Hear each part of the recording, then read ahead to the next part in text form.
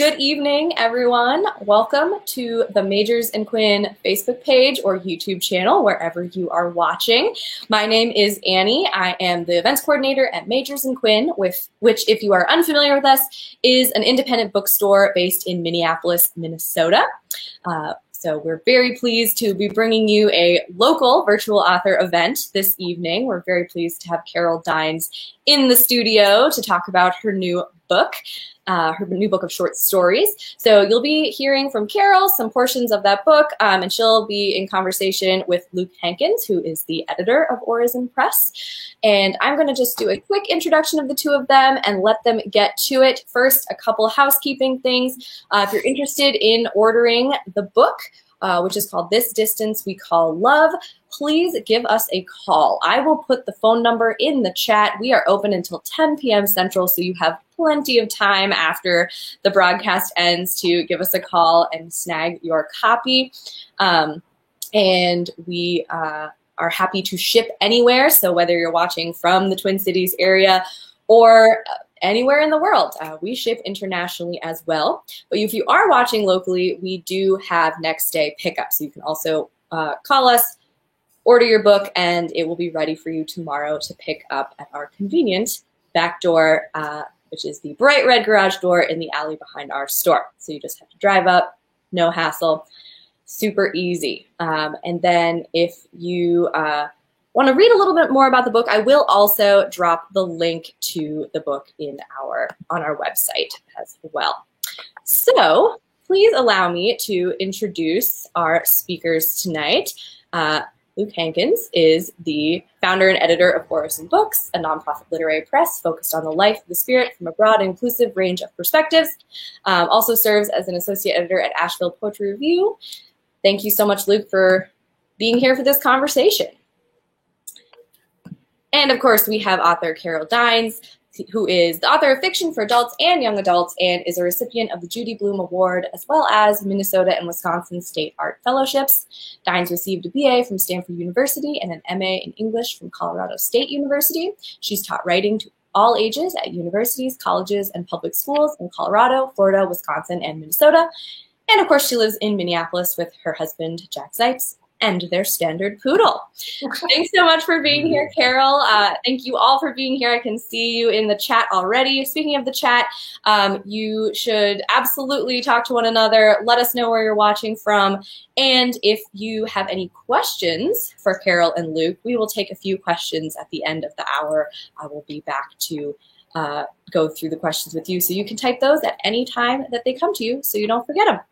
I'll be back later. So Luke and Carol, have fun. Thanks so much, Annie, and thanks to Majors and Quinn for hosting this celebration of Carol's beautiful new book, This Distance We Call Love, which I hope many of you already have. And if you don't, please call Majors and Quinn and get your copy as soon as the event is over. Like Annie said, my name is Luke Hankins, and I am Carol's publisher, at least of this latest book, her first book for an adult audience. Wonderful story collection. I want to say a little bit about the book, but first I want to say a little bit about the press, about Orison Books, which is the nonprofit publishing press I founded about 6 years ago. We have a bit of a unique mission. The word Orison, O-R-I-S-O-N, is an old word that means prayer. You may have heard it you may have come across it in Hamlet. Hamlet says to Ophelia, "Nymph, in thy orisons be all my sins remembered." Remember my sins in your prayers, in other words. I think it's a beautiful sounding word, and it is also relevant to our particular mission, which is focused on literary work that engages the life of the spirit in some way. But we interpret that very openly, very broadly, from a space of curiosity rather than a space of ideology. We are not affiliated with any particular religious or spiritual tradition or perspective, but we're open and curious about all of them, and we're interested in sort of the big questions that I think has always animated literature and art for humanity. What does it mean to live a meaningful life? What does it mean to be human? That's a very fundamental, very basic, and I think a very spiritual question. And of course, various traditions have various ways of approaching answers to that question, or have mythologies and stories around those questions that help frame those questions for many centuries and many generations of people. We have authors from various traditions, authors who are Sikh, Muslim, Jewish, Catholic, people with multiple connections to multiple traditions. We have authors who are atheist or agnostic. So we really are open to all sorts of approaches to, as I said, the big questions, to the idea, the possibility of the divine, however that may or may not be defined by any particular person or perspective. I hope that our books help fill a bit of a void, I think, in the publishing world. You have publishers who are obviously affiliated with a particular tradition, whether it's a New Age publisher or a Christian publisher or a Jewish publisher that have a strong affiliation. And I think we need those. But on the other hand, you have publishers who are your more run-of-the-mill literary press that it might, that often seem to actually shy away from work that might engage spirituality or spiritual questions or things like that. There can sometimes be sort of taboo around that. So I hope that we help fill in a gap between just your ordinary literary press and then publishers who are ideologically affiliated. So I think our mission is important and unique, and I love the books that we bring out. We publish about 8 books a year now. I hope you all will go to our website and our social media pages. The website is just orizenbooks.com. I'll put that in the chat in a minute. And check out our books, order some of our titles, and also if you feel compelled by our mission, I hope you'll consider making a donation. We are a nonprofit, and we do depend on the support of donors to continue doing what we do. So in terms of Carol's stories and This Distance We Call Love, I think the book is an interesting fit for Orizen in the sense that it to me, the book circles around 2 animating questions that seem to underlie so many of the characters and so many of the stories.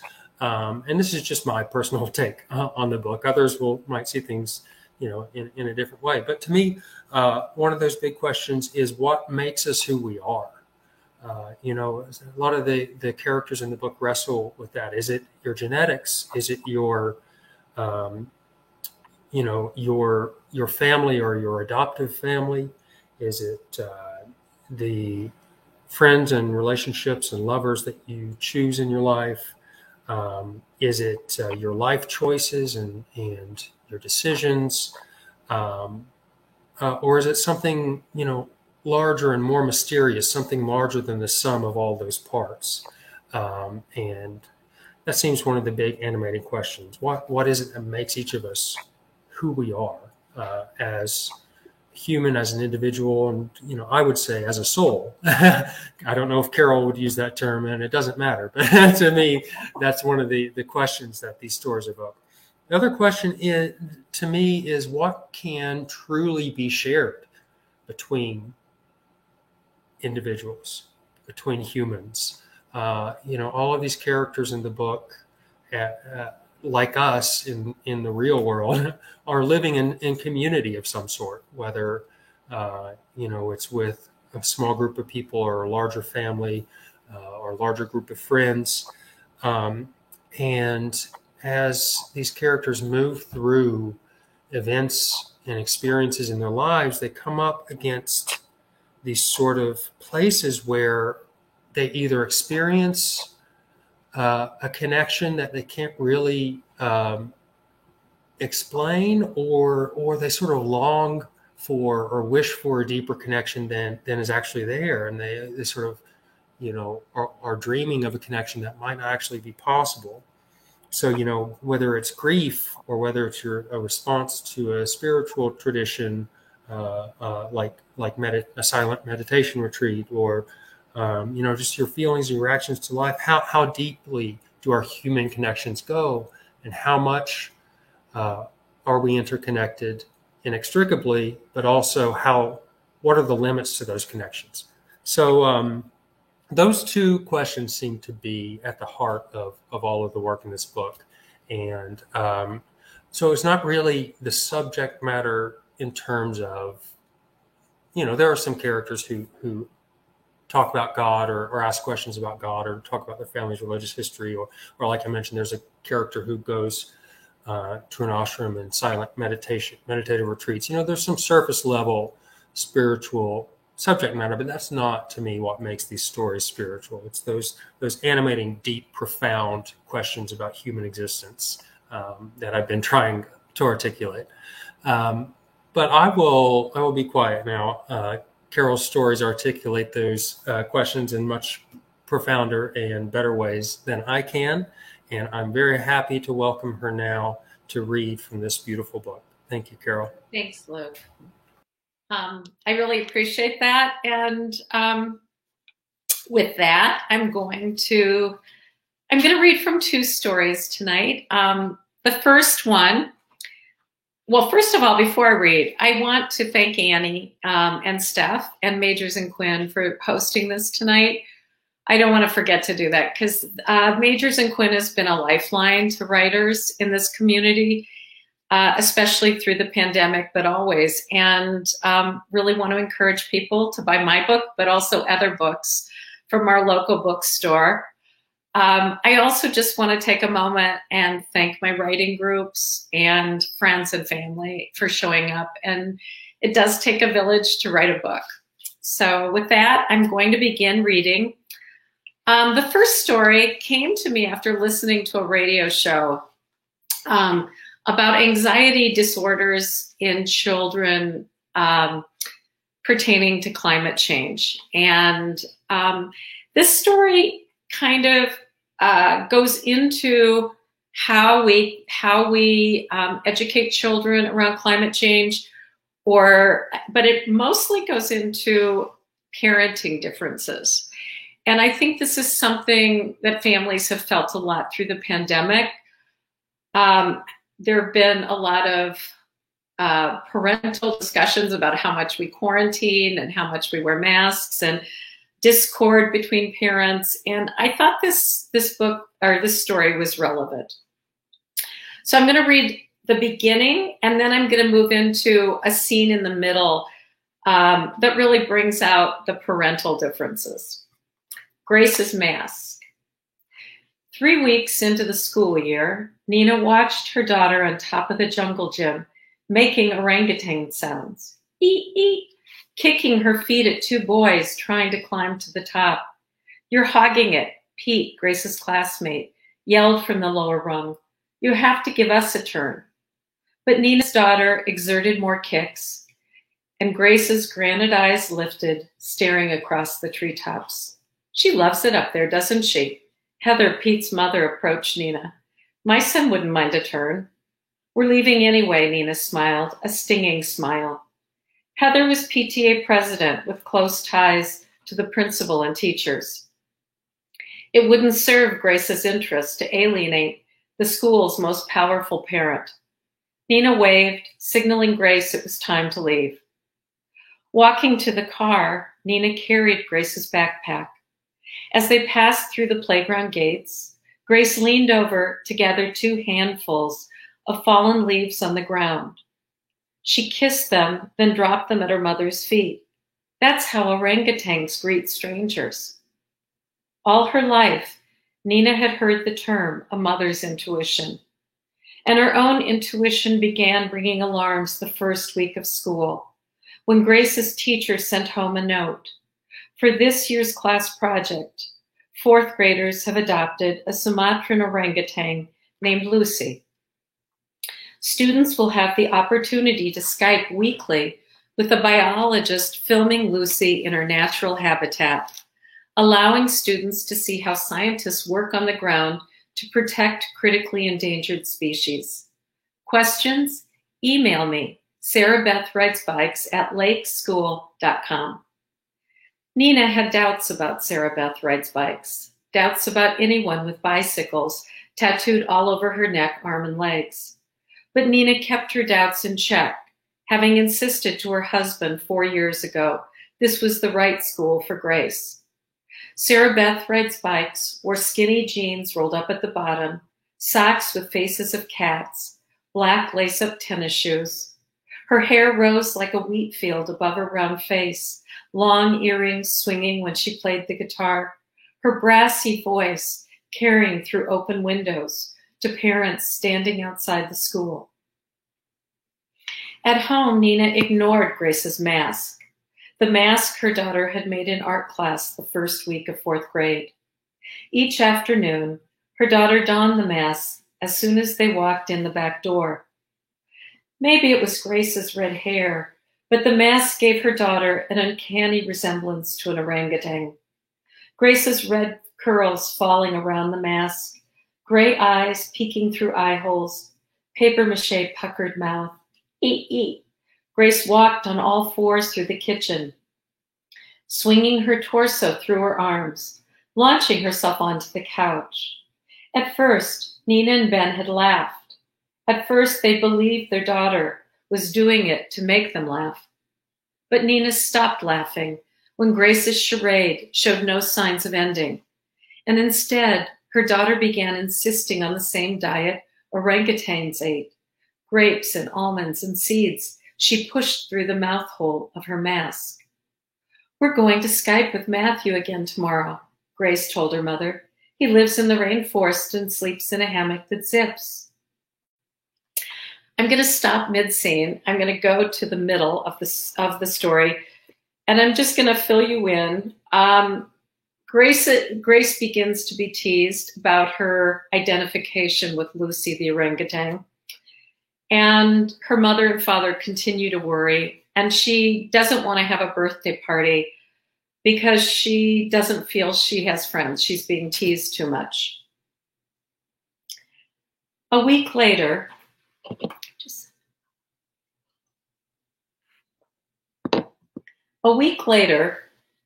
Nina organized a surprise party, believing her daughter would be glad to see a few girls from her class waiting for her at the park.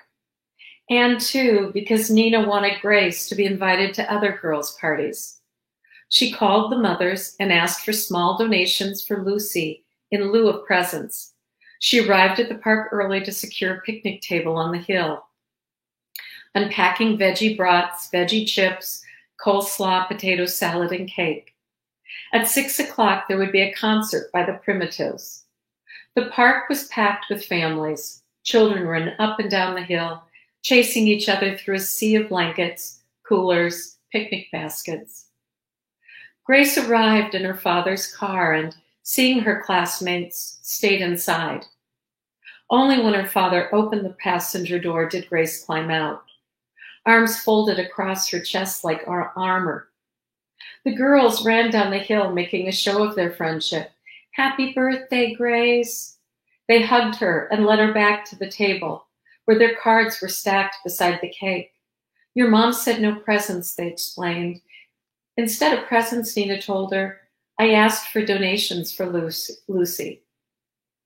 After Grace opened each card and read it, she said, I thank you and Lucy thanks you.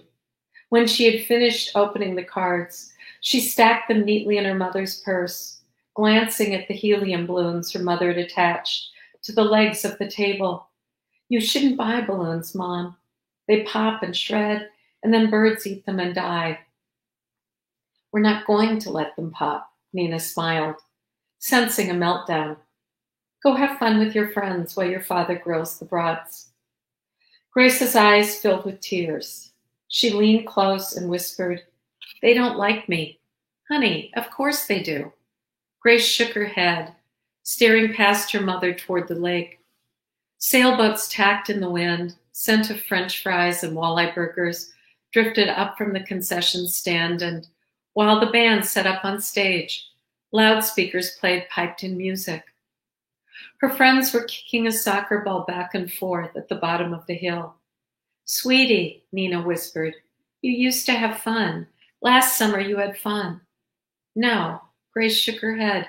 "I was pretending." She buried her head against her mother's chest. "Grace," the girls called out, "what's wrong?" They looked at her with exaggerated concern. "Come join us." Nina lifted her gaze and saw what her daughter saw, the way the girls looked at each other after they called to her, suppressing laughter, as if she were an object of their kindness, someone they had talked about being nice to before they came to the party. All this Nina could read in their eyes, the way they sought approval from each other, and when Grace began walking toward them, locked eyes in conservation and confirmation of her weirdness. Ben brought over a platter of grilled veggie brats. "Don't coddle her," he whispered in Nina's ear. "She has to learn to make an effort." During the meal, Nina made conversation, asking the girls about their soccer team and summer camps and what they liked most about their school. She was surprised to learn 2 of the girls didn't like their teacher. Brittany said she plays favorites, especially certain boys. "She was an activist before she was a teacher," Kaylandra nodded. "My mom thinks she's way in over her head." "What kind of activist?" Nina asked. Kaylandra shook her head. "I'm not sure, but she's been arrested," she told my mom. "I like her," Grace said definitively. "Lucy likes her too." "How could Lucy like her?" Brittany asked. "She doesn't know her." "Lucy is our relative," Grace said. "She has 97% the same DNA as us. She's our great-great-great-great-great-great thousand more greats grandmother." "Do you even know what DNA is?" Brittany asked her. "It's our gene map," Grace explained. "Our genetic information. It's what makes us who we are." The other girls looked at each other and burst out laughing. After the meal, while her classmates ran down the hill to dance, Grace stayed to help her mother clean up, scraping watermelon rinds leftover brought into the compost bag. When she was done, she stared at her friends dancing in front of the stage. "Do I have to go down there?" "Go on," Ben told her, irritated by Grace's clinginess. 15 minutes. Nina watched Grace walk slowly down the hill. Ben emptied ice from the cooler. Looking up, he caught Nina's gaze. "Next year, I think we might skip the party. You've had enough beer." He gulped the rest before putting the empty bottle in the recycling bag. "I know you're trying to protect her." "I'm not protecting her," Nina said. "I just want her to have friends." "She has to make her own friends," he said. "And if she doesn't, she's going to be lonely, and there's nothing we can do about that." Nina's eyes filled with tears. "I never had a party," he wrapped his arm around her shoulders. "I turned out okay, didn't I?" Nina could have said something mean, but she didn't. She could have mentioned his parents were alcoholics and his 2 daughters by his first wife were filled with anger toward him, but she didn't want him to go silent on the way home, in front of Grace, who would interpret his silence as her fault. When they delivered the kids to their homes early, calling first to explain that Grace didn't feel well, Brittany's mother said, "Too much for her?" This comment infuriated Nina. And later in the kitchen, after Grace had gone upstairs, she admitted to her husband, "We shouldn't have had the party. My mistake." Nina sat on the stool watching him wipe out the cooler. "Go ahead. Say what you're thinking." "I know you mean well." Ben tossed the rag in the sink. He looked at Nina as he spoke in a soft, careful voice. "You're a great mother, Nina. But you love her so much. Sometimes you suffocate her. She absorbs your fears. Nina's mouth fell open in disbelief. Suffocate her? I think she puts on the mask to distance herself between you and her, to put distance between you and her. She can't handle how much you try to control her life. I just want her to be happy. Happy? You think that school will make her happy? Watching a critically endangered orangutan mother try to survive will make her happy? He shook his head. I think you expect Grace to transcend your own hopelessness. Why can't she just be a kid? Why does she need to save the world? After he went upstairs, Nina sat alone in the kitchen. His words felt like a wound, a breathless gap in her chest. Part of what he said was true, but she couldn't help who she was and what she knew. Instead of seeing the dense orange sunset out the kitchen window, she saw smoke blowing south from Canadian wildfires. Instead of her neighbors' perfect lawns and manicured gardens, she saw butterflies and bees lost to chemical summers. From morning to night, Nina saw choices, measured solutions, a truce with an unfathomable future. How, in such a world, could any parent teach truth and hope at the same time? On Halloween, Grace donned her Lucy mask and red leotard. She was Lucy for the whole day, walking on all fours, grunting and hissing, and all the kids laughed because no one could make her break out of character. The boys tried. One boy was dressed as a pirate, and he tore down Lucy's trees and vines with his plastic sword. Another, some kind of superhero, joined the pirate, and together they invaded Lucy's mountain. We're coming to get you. But Grace was Lucy, defending her species in the last territory left to them. She began swinging herself at them, kicking and clawing until both boys were in tears, screaming at Grace to stop. All this Nina learned from the principal over the phone. We need you to come right now, the principal told her. Nina found Grace in the principal's office, crouching next to the chairs with the mask still on her face. Grace. Nina pulled her up to a standing position. Grace, stop it now. Nina lifted off the mask. You cannot hit other students. Grace reached for the mask and held it in front of her face. They were tearing down my trees. Please, Grace, you need to stop this game you're playing. You frighten other students. You're frightening me. Schliss, schliss. She made the sound of an orangutan. She glared at her mother with a stubborn defiance Nina had never before witnessed in her daughter. Motherhood was made up of an infinite number of unwanted separations, but this one felt different. Nina looked into Grace's eyes and could not find her, the daughter she had known. Something had folded up inside her daughter. Nina couldn't untangle it, couldn't reach her. So the story goes on, and I'm going to stop there. Let's see, how are we doing on time? And I'm going to read a completely different kind of story. This one is set in Italy, and it is called Disappearances.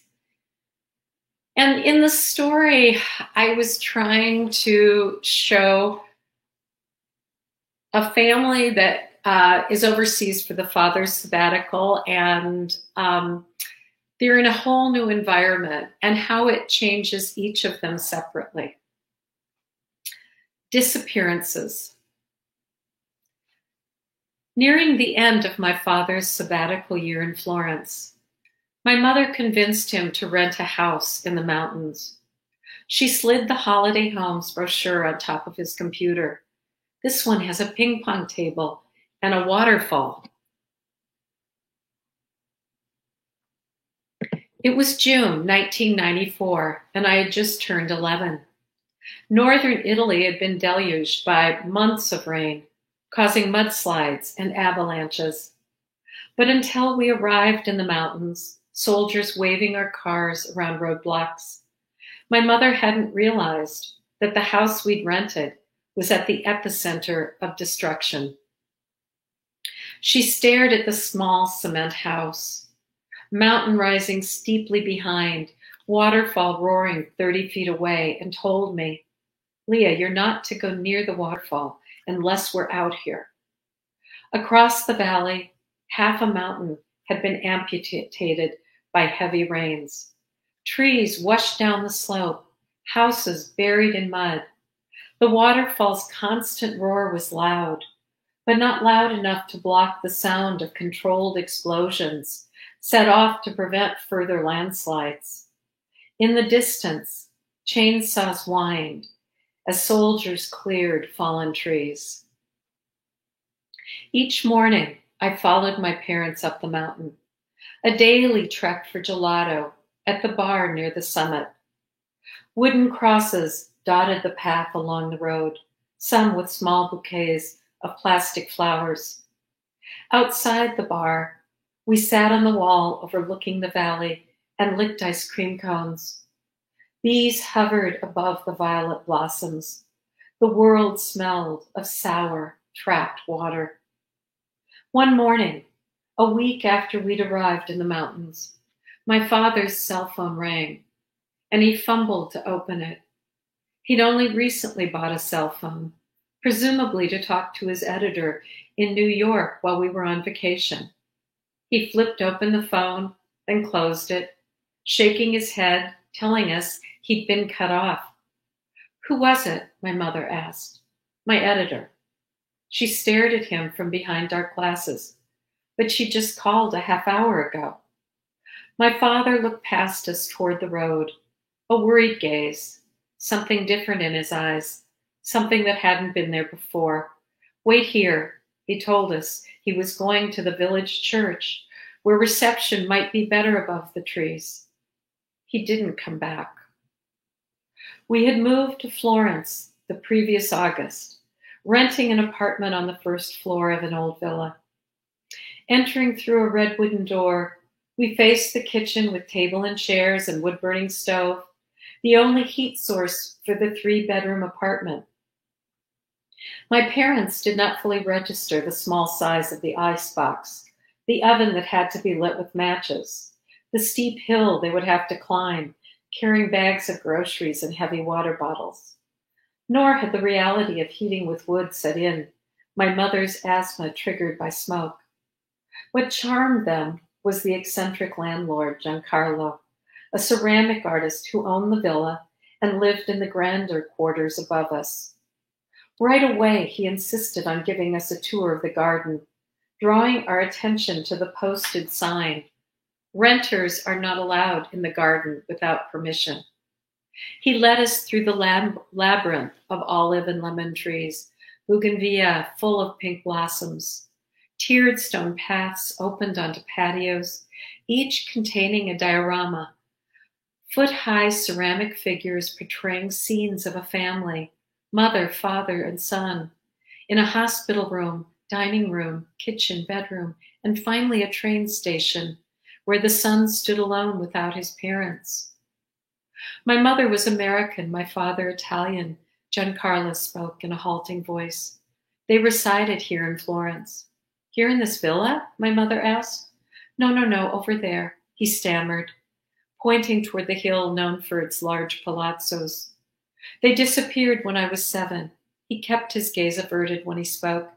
"It was during the war, and I was sent to a boarding school in England. That's when I began to draw. It was an escape, you see, from the cruelty of other boys." He explained he'd bought the farmhouse in 1974 so he could open a ceramic school. We depended on the kiln. He nodded at the brick structure at the back of the garden. 10 years ago, the city shut us down because of new pollution laws. He stopped to pick up dead leaves off the tree. All my art was purchased. He glanced at the ceramic figures nearby, except for what you see here. My father seemed amused by Giancarlo, who invited us inside his quarters to see his new masterpiece, a large, thick sketchbook of architectural drawings through the perspective of ants. Egyptian tombs, French bridges, English cathedrals, drawings of ants in the process of construction. He's either brilliant or crazy, my father said later, unpacking his suitcase. Maybe his parents sent him to England for safety, my mother said. Maybe he's Jewish. Or maybe they were fascists, caught by the Partigiani, my father said. Later, when my mother came to kiss me goodnight, I stared out the bedroom window at the dioramas lit with strung bulbs, and I thought about Giancarlo's parents. Could you disappear? I asked my mother. Of course not. She closed the curtains and kissed my forehead. That was during the war, a long time ago. Once he came to trust us, Giancarlo granted us permission to use the garden, stipulating that children had to be accompanied by an adult. My mother took to gently mocking him. You may use the bathroom with permission. You may heat the stove with permission. You may lie awake freezing at night with permission. By then, the temperatures had cooled, and my parents understood why the apartment had been vacant for 2 years and was rented at such a low price. The morning my father disappeared, my mother and I waited half an hour at the cafe. My mother seemed more irritated than worried. Perhaps he went into the woods to pee and got lost. After searching the deserted village and finding no sign of him at the church, we walked up and down the steep road twice, a 2-mile zigzag stretch, our voices echoing, Robert, Daddy. My mother stopped to stare at the river crashing down the mountain. He hates nature. He loathes hiking. Where would he have gone? She flagged down a truck ferrying soldiers, alerting them to be on the lookout for an American man, 48, gray hair. He speaks Italian. The driver grinned. È un uomo, signora. I knew enough Italian to translate, he's a man, signora, but I didn't understand his meaning until my mother responded with anger. He's American, not Italian. The soldiers in back laughed. We returned to the house to wait. Local roads were blocked by the mudslide, and the only way to reach the nearest town was over the mountain, a hazardous 3-hour trip by car. Our rented Renault sat in the gravel parking space next to the house. My mother was alternatingly angry and forlorn, not yet really fearful. Every few minutes, she would stand on the marble ping pong table that had drawn us here in the first place and yell up the mountain, Robert, her voice echoing across the valley.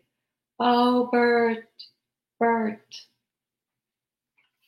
Okay, I'm going to stop there. That's a glimpse of 2 of the stories. And I guess we'll take questions now. So,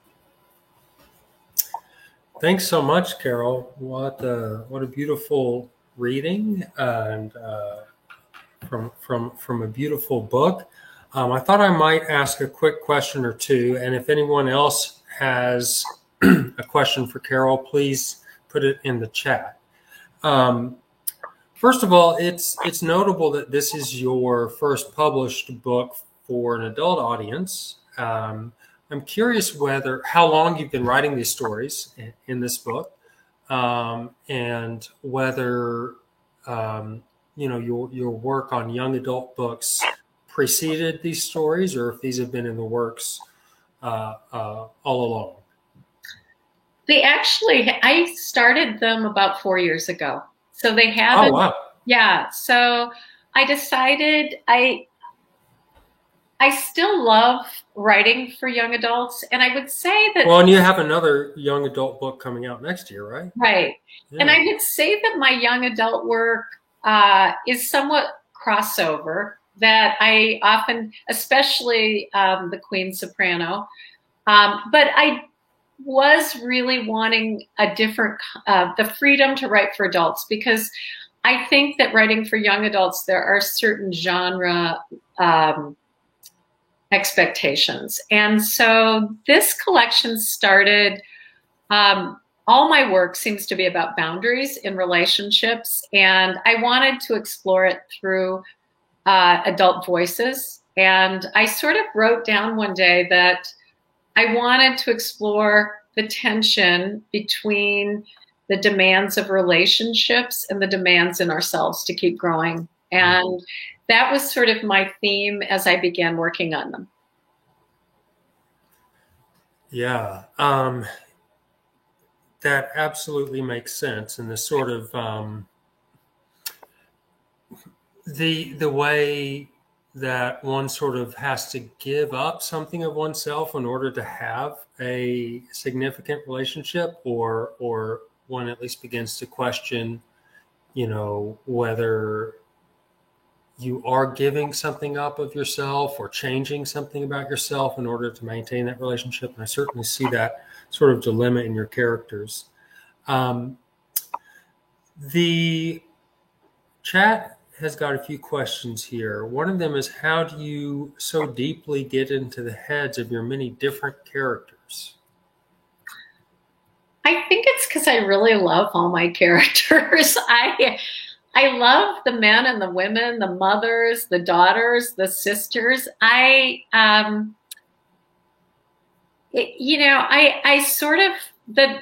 start with a sense of place, and the characters grow out of that. And I've lived in all these places.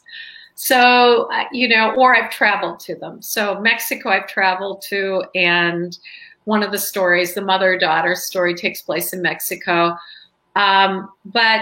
And I've lived in Italy, and obviously I've lived a long time in Minnesota. But I think that I start with place, and out of that the characters come. And my characters they're very fallible. They know a lot. They know their imperfections. And I think it's just that I live with my characters, and I really love them. So I think that's, I'm also a pretty good listener. I listen a lot to conversations and people. And so, whenever I walk the lake, I try to walk kind of close to people in front or behind, and I'm always listening, and you hear the most amazing conversations. You're a dangerous person to walk, yes. to walk near. I love the way that you let your characters be fallible. I love the way that you let oftentimes your stories be quite unresolved. I think, is it Ice Bells that ends with one of the characters just like releasing this deep moan? And it's such an unresolved, it's such a non-ending, but I love that about it because it's so true to the human experience. So yeah, it does really seem like the person who asked that question, that you do deeply enter into the psyches of these characters. So I just have to say something, Luke. I feel one of the things I look for in my characters, in the main protagonist, is transformation. And to me, that character has come to an understanding that this is a story about a biracial adopted daughter who has a lot of fears. She was molested by a cousin growing up, and she has a lot of fears around intimacy. And she's met somebody she finally wants to connect to. And so at the end, she feels like and she also has a bit of a sex addiction on the internet. And she wants to tell the man she wants to make a commitment to everything. And for me, that was her understanding that she's ready. And even though he wasn't at that point, I thought it was her transformation was, she had a new awareness of herself. Yeah, she did. But it's interesting that you don't give her, who is the protagonist and the narrative viewpoint of that story, she doesn't even get the last word or the last sound in the story. It's the other person. And so, yes, her trajectory seems clear, but the decision that the man will make about the relationship is very ambiguous at the end. Mm-hmm. And to me, that ambiguity is really rife. Yeah. There are a lot of questions here. I can't get to them all. One of them I think is interesting and maybe has something to do with what we've just been talking about. Margie asks, could you talk a little bit about your line that love is a muscle? I think there's so much in that line. I think that's from Grace's Mask or something about like. Right. Well, in the context of this story, there's two references. I think this is in Grace's Mask. At the end, she says something like love, or she thinks something like love. Love is made of muscle. Oh, but love was made of muscle as much as anything else. Yeah. And Nina cut fast. So at the end, just to give a little context, Grace gets in a pretty dangerous fight and bites a boy who's teasing her, and that's the culminating scene. And Nina goes home and cuts up the mask and says, we'll make a necklace of the pieces. But she realizes there's an awareness in herself that action, sometimes what her husband has been telling her is we have to discipline. We have to discipline and give Grace limits. And Nina has balked at that and said, Nina's trying to understand her and understand this fixation she has on Lucy, the orangutan. And so at the end, she realizes that the muscle in that context is really a metaphor for action. And she has to cut up the mask and make a necklace out of it and sort of show Grace that it doesn't have the power that Grace has made of the mask. Good question.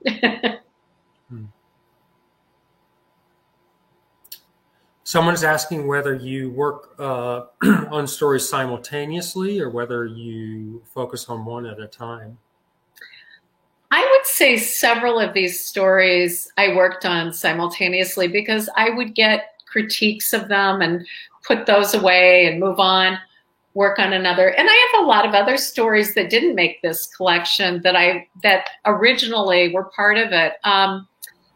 So yes, I do work on, because one thing I have learned in my life, I can get very stuck and perfectionistic. And so it's much better for me to move on to another story when I start to feel that and then come back to it with new eyes. As someone who writes poetry, I definitely sympathize with that. Always working on multiple things at once. I'm like that as a reader too. I've always got 7 different books in progress. I can't just read one thing at a time. A couple questions about perspective and point of view. One of them from Allison is, can you talk about how you decided on the point of view in the dog? And someone else asked an interesting question about the eyes of the character, which was, well, let's address how'd you settle on the perspective of the dog? Okay. I'll look for this other one. Yeah. So in the dog, I really wanted to go into that. The dog is about a small family, and it's kind of about the loneliness of small families. And I wanted to show the father's perspective. Each perspective in the family was very different. The father's perspective, the mother's perspective, and the daughter's perspective. And I felt that would be, in some ways, and the frame of it is the dog's lifetime. And I just felt, I don't know, it wasn't even a conscious choice. It's sort of how the story came out, because I wanted to represent all 3 of them. And I just felt, rather than do it through the eye of the mother or the father telling the story, or the child. I mean, I do that in other stories. There are fathers and husbands and wives and children telling stories. But in that particular one, I wanted to give multiple glimpses into a family. Okay, here's that other related question I found. Christina says, You mentioned how your work is about boundaries, and I'm struck by what you do with characters' eyes, which are a site of encounter, exclusion, inclusion. Are the characters' eyes consciously significant for you in terms of craft? That's really interesting. It sounds to me like one of those questions that a reader has an insight that the author hasn't maybe necessarily even noticed about her own work, but Yeah. maybe not. I've had those kinds of questions before. I mean, I do think that's very, very important. And now that you mention it, Christina, I think I will look at that. But it wasn't conscious. I do think eyes and perspective create a tone for a story, and so it's very important. But it isn't conscious. And was there another question? I can't remember. It was that one, and no, that one was related, I thought, to the idea of perspective, which was the question about the story of the dog. Right. So perspective being a more, not as physical, not as literal a question as the actual eyes of the characters, but I thought they were related. Yeah, one of the things I really wanted to do in this book, and I set out to do at the beginning, was to write, I wanted to write from men's perspectives, women's perspectives, children's perspectives, sisters, siblings. And I found it amazingly freeing to do that. I really, it was a lot of fun. I felt to sort of take on the different perspectives. Patricia Cumby has a question, and she wrote a beautiful endorsement for your book. She says, climate change is something that deeply impacts these characters' relationships, something people don't necessarily think about around that issue. Why were you compelled to explore that? I think for me in my writing, the personal is political. I think that whatever we're feeling about the world also comes out in our relationships. And this was really a story that was, the father really was much more of a as I said, he was he disciplined Grace. He was somewhat skeptical of sending their daughter to this environmental charter school. He had a really different perspective. And at the end, and the mother was very immersed in environmental causes. And I think at the end, as it culminated and it impacted the Grace, the child, I think they came to a kind of understanding and a balance. But I do think climate change impacts everyone. And just like the pandemic, I mean, I really meant it when I said that parents are really, really struggled, I think, on how to deal with the pandemic. And there was a lot of discord in families. I know that from friends. I know that from my younger friends. They had different views on masking, whether to send their kids to school or not, whether to quarantine completely. And so I do think these things that happen in the world take a lot out of families. We're seeing that and impact families and relationships tremendously. Gabrielle is curious whether you are working on or considering a novel, and she wants to live longer with these characters and is wondering whether one of these stories might turn into a novel. Oh, that's great. Great question, Gabby. I am beginning a novel. I would say Lily from Sargasso Sea is figuring into it, maybe, or at least her character is coming out more in me. And again, I really would like, it will have a level of political engagement with this time we're in, but it's going to be through the lens of adult children, and a family. So, and I'm hoping to have it be partly a mystery, but I'm saying too much because I'm not far enough along. A mystery as in a mystery story, a mystery novel? I think there will be an element of mystery to it. Interesting. That's the one with the stalker, right? Yes. Yeah. So for those of you who haven't read the book, there's a mother and daughter trip to Mexico. And the daughter has a colleague who has been stalking her, and he follows them.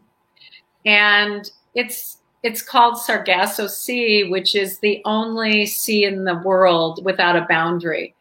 And Sargasso Sea is kind of a metaphor for the mother in terms of her relationship with her daughter. She is working on her boundaries. So what do you mean a sea without a boundary? Is it within another body of water, or? The Sargasso Sea is a sea in the middle of the ocean, Okay. and it's made up of sargassum seaweed, and it floats, and there is no real boundary. And so it brought in the themes of boundaries, but also the husband's cancer, and the sargasso seaweed is kind of a cancer in on the climate because of climate change. It's proliferating way too fast. So I wanted to sort of tie those themes together in the story, and bring it out through Lily and her daughter's relationship. So many layers there. Yeah. Yeah. Ona would like to know whether some of the stories that didn't make it into this collection might find their way into another, and can you say something about why they didn't make the cut? Although I will say this is a long book already. I know. So your publisher was like, no more stories. These all felt closest to the theme that I wanted to write about. So, and the other stories they are less connected as a group of stories. So one thing embedded in this book that you might not have noticed, in the second story, Ice Bells, there are 4 adult children, with the 4 sisters, and they all reappear in other stories as mothers and aunts and so forth. And so I didn't want to overdo the connections, but in some ways that familial link connected all the stories. I'm writing every day. In some ways, I feel like I am writing more now than I ever have. So I hope, Ona, there will be another collection of short stories. Excellent. Well, we hope so too. I think that covers the bulk of the questions. Carol, thank you again for this beautiful reading. Congratulations on this book. I hope people buy it for themselves, buy it as gifts for others. And Majors and Quinn, thank you so much for hosting this event. Thank you. Thank you both so much. Thanks everyone who's been watching and saying such great questions, and also earlier in the hour, just very, very nice things being said about you, Carol. Well, thank you all for coming. It meant so much to me. Thank you. Yeah. And as a reminder, the phone number for Majors and Quinn is in the chat. It is 612-822-4611. If you want to give us a call to get your copy. As Luke said, if you already have one, maybe a good gift for someone else that you think would enjoy a good collection of short stories to while away the last month of summer, maybe. So thank you both again, and anyone who missed the live broadcast, this video remains available on our YouTube channel and Facebook page, so you can send people that way if they want to check it out. Thanks so much, and have a great rest of your evening. Thank you, Annie. Bye, Luke. Thank you, everyone. Bye. Thanks, Carol. Thanks, Annie.